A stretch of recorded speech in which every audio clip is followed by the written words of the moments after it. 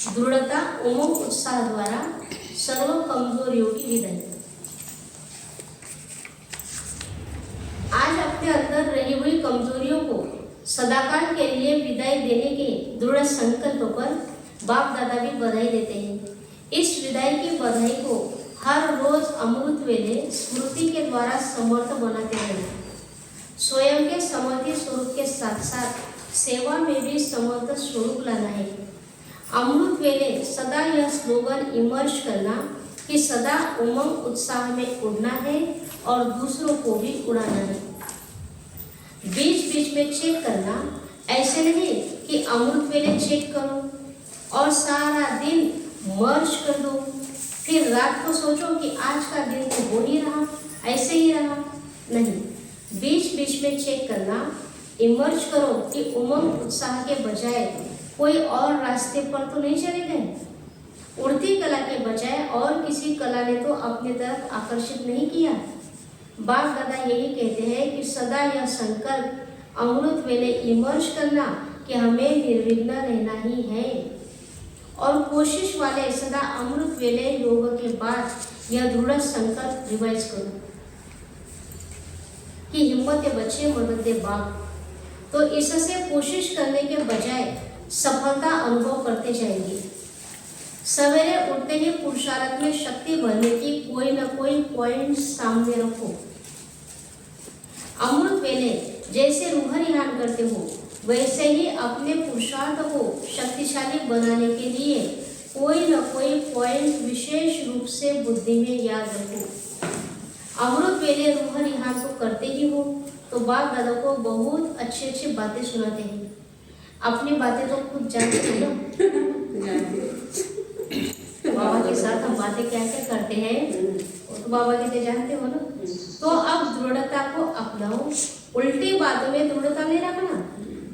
क्रोध तो मुझे करना ही है, ये हो गई उल्टी बातें। तो ऐसी उल्टी बातों में दृढ़ता नहीं रखना। मुझे दृढ़ निश्चय है, ऐसे नहीं करना। क्रोध तो मुझे करना ही है, ये मुझे दृढ़ निश्चय है, ऐसे नहीं करना। अपने को स्वराज्य अधिकारी बनाओ। कई बच्चे अमृत वेले रूहरियान करते हुए बाबा से पूछते हैं कि हम भविष्य में क्या बनेंगे। खुद को पता है क्या बनेंगे, फिर भी बाबा को पूछते हैं कि बाबा हम भविष्य में क्या बनेंगे, राजा बनेंगे या प्रजा बनेंगे। बाप दादा बच्चों को रिस्पॉन्ड करते हैं कि बच्चे अपने आप को एक दिन चेक करते रहना, तो मालूम पड़ जाएगा कि मैं कौन बनूंगा।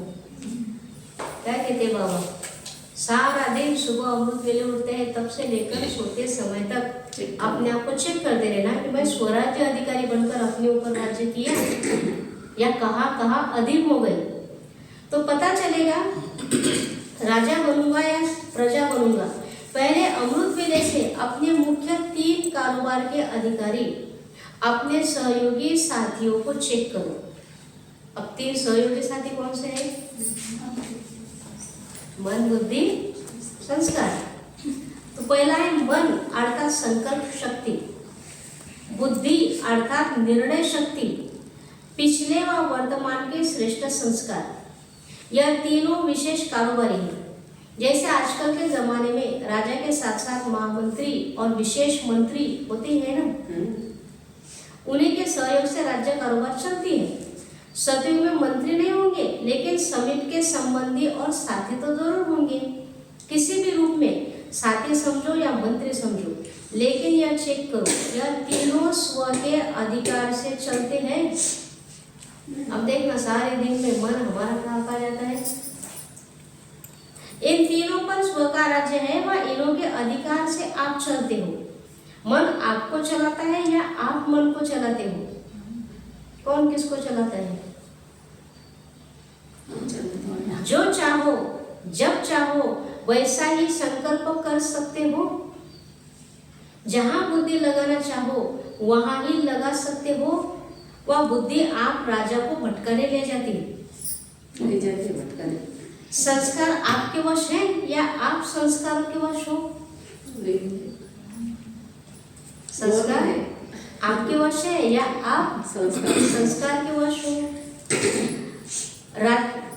राज्य अर्थात अधिकार। राज्य अधिकारी जिस शक्ति को जिस समय जो ऑर्डर करे वह उसी विधि पूर्वक कार्य करते, वह आप कहो एक बात और वो करे दूसरी बात। क्योंकि निरंतर योगी अर्थात स्वराज्य अधिकारी बनने का विशेष साधन ही मन और बुद्धि है। मंत्र ही मन मना भव का है, योग को बुद्धियोग कहते हैं ना।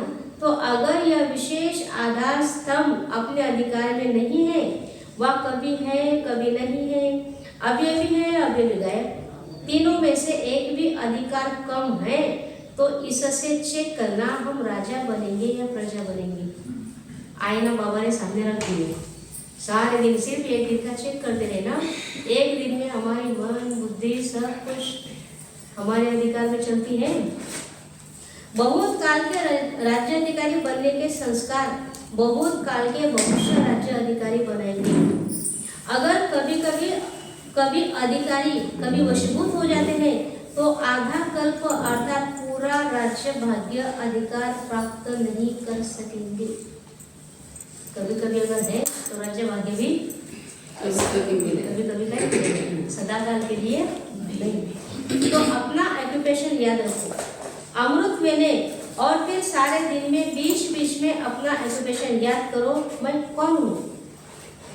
क्योंकि काम करते करते यह स्मृति मर्ज हो जाती है ना कि मैं राजयोगी हूँ, इसलिए इमर्ज करो। ये नियम बनाओ, ऐसे नहीं समझना कि हम तो है ही राजयोगी, लेकिन राजयोगी की सीट पर सदा सेट होकर रहो, नहीं तो चलते चलते कर्म में बिजी होने के कारण भूल जाते हैं, सिर्फ कर्म रह जाता है। लेकिन आप कर्मयोगी कंबाइंड हो, योगी सदा ही रूलिंग पावर कंट्रोलिंग पावर में रहे। फिर राजयोगी डबल पावर वाले कभी भी व्यर्थ नहीं सोच सकते। तो अभी कभी नहीं कहना कि सोचना भी नहीं कि राजयोगी वेस्ट कर सकते हैं। अमृत वेले से रात तक बस बाप और आप, बाप और सेवा, इसके सिवाय और कोई लगन न रहे। बाप मिला और सेवाधारी बने, क्योंकि जो मिला है उसको जितना बांटेंगे उतना वो बढ़ेगा। एक दो और पदम पाओ, यही याद रखो कि हम सर्व भंडारों के मालिक हैं, भरपूर भंडारे हैं।